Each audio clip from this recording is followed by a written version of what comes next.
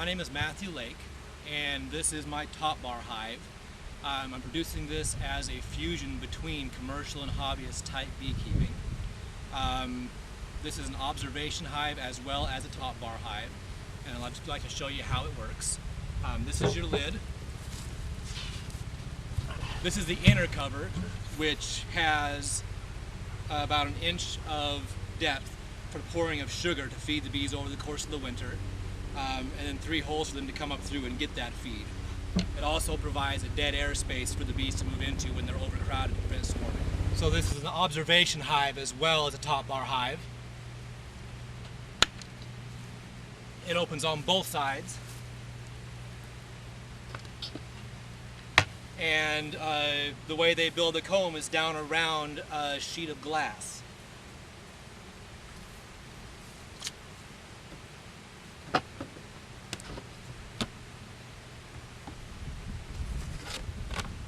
So I don't ship this hive with the glass because of the impossibility of shipping without breaking, but it does ship with blanks, blank wood that allows you to see the size to give to the glass maker. Should cost you in the neighborhood of $20 to get the glass to finish this hive. What we're going to demonstrate today is the hiving of a colony in this top bar hive. One of the more difficult things to do is get a colony to draw the frames out straight and quickly. If they draw them out slowly, they tend to get a lot of different shapes to them and turn into a crisscross mess that you can never get into. What you want is for them to draw down straight and true. So there's certain things you need to have in order to obtain that.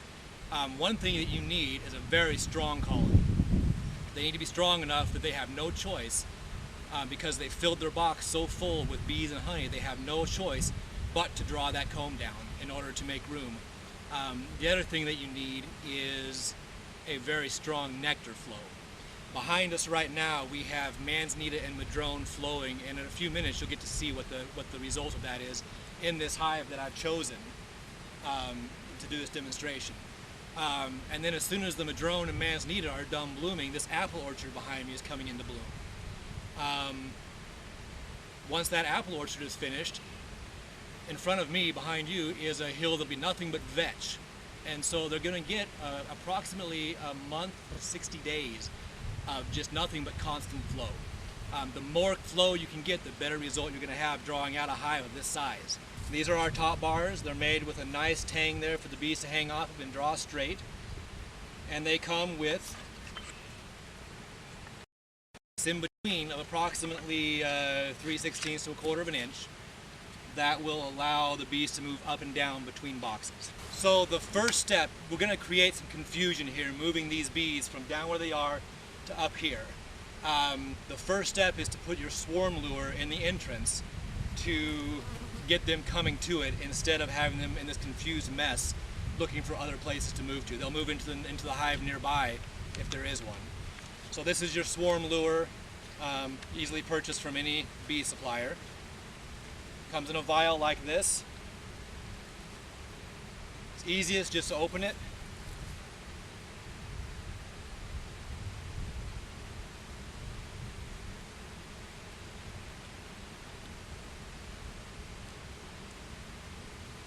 And then set it right there.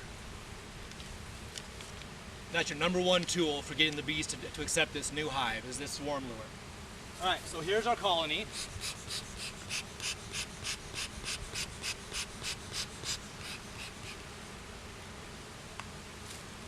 As you can see, they're hanging off the lid. They're immensely strong. So the first thing we're going to do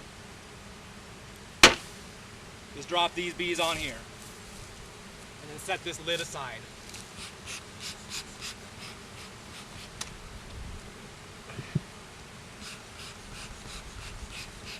I don't really have any smoke going here, very little, but very little is necessary when the bees are in a flow like this. They're not apt to get angry when conditions are in this shape. So we're going to set this aside, setting it up on end so it doesn't crush any bees.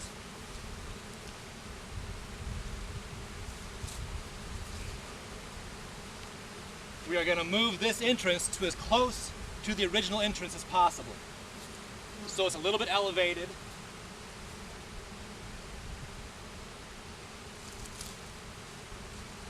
But as you can see, they're already focusing on this scent. It's close enough to where they originally were.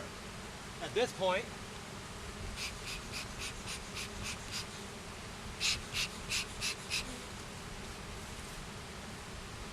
we are going to place the top box on one side.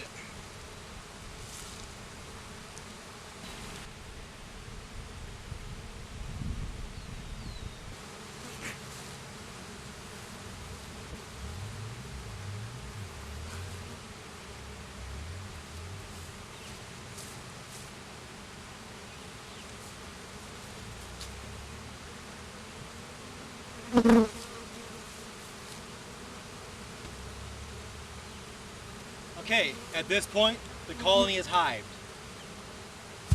Shake these guys off down there and they'll move on up. What's going to happen now, because of this full honey flow, is these bees are going to pack these top boxes full of honey and naturally push themselves down into here. That's the only place they have to go. It'll cause them, as they fill these with honey, it'll push them down into the top bar hive. Give you a demonstration of what it's supposed to look like. What we're looking for is a nectar flow that looks like that. And you can see how much nectar is dropping out of this. It takes 20 minutes for the nectar to ripen into honey. So what you're seeing is 20 minutes worth of nectar that's come in this frame. If you're not seeing nectar shake like what I just showed you, then the conditions are not right to hive this colony. They have to be drawing out large amounts of comb, filling every possible space with honey, and bringing in that kind of liquid before you attempt to do this.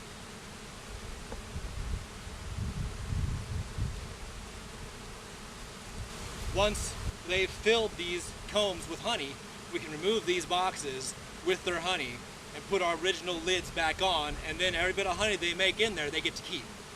We get the bonus as we hive them of these 2 boxes full of honey. Don't forget to smoke the bees down to prevent crushing of bees. This is that as they're working, you're curious as to whether or not it's working. You don't have to remove these boxes to look. You simply open this up and look inside, and you can see the comb being drawn down. If you open up both sides, you can see daylight through it and see the bees working between the frames.